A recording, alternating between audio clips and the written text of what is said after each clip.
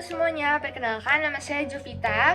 Halo, kenalin nama saya Sam. Halo, aku Clara. Pada hari ini kami akan menjelaskan montase yang kami buat secara singkat. Ini dia montasenya. Nah, di dalam montase ini mengandung 3 unsur penting. Yang pertama adalah manusia, ruang, dan waktu.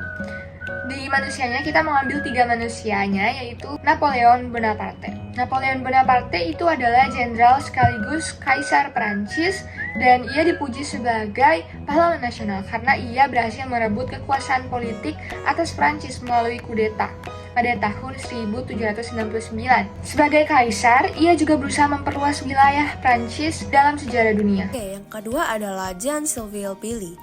Nah, ia merupakan seorang astronom yang terkenal karena perhitungannya tentang orbit untuk komet Halley pada tahun 1759 dan untuk studinya terhadap 4 satelit Jupiter yang dikenal saat itu. Perannya dalam revolusi Prancis, yaitu dalam memimpin sumpah lapangan tenis. Yang ketiga adalah Maximilien Robespierre. Ia adalah pengacara yang terpilih menjadi Estates General. Ia terkenal karena ide serangannya yang ganas terhadap monarki dan menyeterukan reformasi demokrasi. Seperti kita ketahui bahwa Prancis itu sama seperti negara-negara lain yang diperintah oleh monarki turun-menurun. Awalnya, Bastille ini dibangun sebagai benteng pertahanan untuk melindungi sisi timur Paris dari potensi serangan Inggris selama perang 100 tahun. Nah, benteng ini itu memiliki 8 menara, mulai didirikan sejak 1357. Bastille adalah salah satu benteng terkuat dan terpenting dalam peristiwa revolusi Prancis ini. Pada 1417, Bastille itu mulai beralih fungsi menjadi penjara. Sejak pemerintahan Louis XIV, Bastille itu digunakan sebagai penjara bagi para pejabat atau masyarakat kelas atas Prancis yang mereka itu menentang kebijakan raja. Kebijakan-kebijakan yang diteruskan Louis XIV itu membuat masyarakat terjebak dalam kemiskinan, kesenjangan sosial, dan kesengsaraan, dan juga kehidupan yang tidak tahu arahnya kemana. Karena mereka hidup dalam penderitaan itu, membuat masyarakat Prancis itu bangkit dan mulai memberontak, yang kemudian dikenal oleh Revolusi Prancis. Penjara Bastille ini menjadi sasaran pertama dari Revolusi Prancis. Penyerangan ini terjadi pada 14 Juli 1789. Penjara ini itu merupakan simbol perlawanan terjadinya absolutisme dan tirani kerajaan. Pada intinya, masyarakat Prancis itu ingin menentang raja supaya mendengarkan suara masyarakat. Bagaimana dengan bangunannya? Bangunan Bastille itu hancur dan hanya tersisa beberapa bangunan dan serpihan batuannya saja. Pada kesempatan kali ini saya akan menjelaskan sumpah lapangan tenis. Sumpah lapangan tenis itu merupakan tindakan pembangkangan dramatis yang dilakukan oleh perwakilan kelas yang tidak memiliki hak istimewa atau dapat disebut dengan third estate.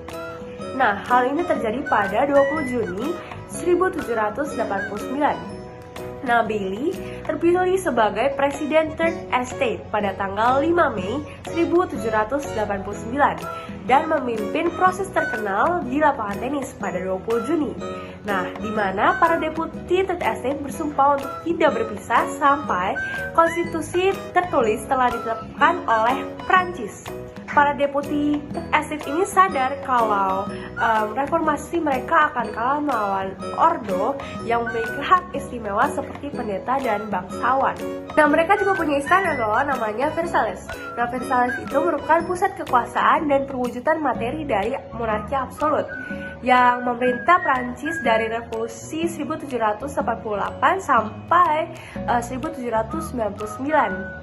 Nah, di istana Versailles mereka pernah terkunci tuh. Nah, pada tanggal 20 Juni tepatnya. Sehingga mereka berpikir kalau raja itu memaksa mereka untuk bubar. Tapi gak segampang itu. Mereka pindah ke lapangan tenis dan mereka bersumpah lagi untuk tidak berpisah sampai konstitusi tertulis dibuat untuk Prancis. Nah, menghadapi solidaritas dari Third Estate ini, Raja Louis XVI pun mengalah. Peristiwa ketiga adalah pemerintahan teror. Pemerintahan teror yaitu adalah salah satu peristiwa yang paling brutal di Prancis. Di periode ini merupakan masa kekerasan dan pembunuhan selama 11 bulan di Revolusi Prancis. Teror adalah sebuah aturan harian atau aturan hukum dan mengambilkan tindakan keras terhadap mereka. Mereka bisa disebut masyarakat atau orang-orang yang dicurigai sebagai musuh revolusioner. Terjadilah hukum-hukum eksekusi. Selama peristiwa pemerintahan teror ini, sedikitnya 300.000 orang tersangka ditangkap, 17.000 orang secara resmi dieksekusi, dan mungkin 10.000 orang meninggal di penjara secara tidak diadili. Contohnya, penggulingan Robespierre dan kematian Louis XVI. Makna yang bisa kita ambil dari revolusi Prancis ini menunjukkan bahwa ketika masyarakat bersatu, tindakan kolektif mereka akan membuahkan hasil. Tanpa penyerbuan Bastille, eksperimen revolusioner Prancis terhadap demokrasi akan gagal sejak awal.